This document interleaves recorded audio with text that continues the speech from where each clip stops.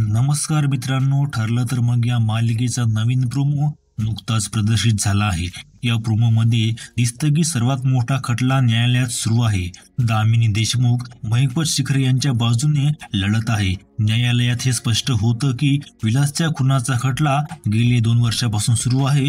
मात्र अर्जुन सुभेदार केवळ कोर्टाचा वेळ वाया घालवतो आहे असा आरोप होतो. यावर न्यायाधीश निर्णय देतात की पुढील 30 दिवसात निकाल लागणार आहे.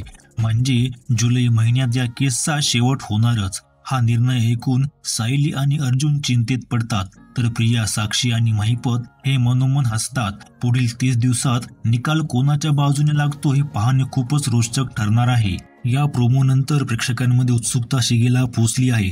काही जण म्हणत आहेत की अखेर 2 वर्षांनी निकालाचा मुहूर्त सापडला, तर काहींनी अंदाज बांधायला सुरुवात केली आहे की मालिका लवकरच संपणार आहे.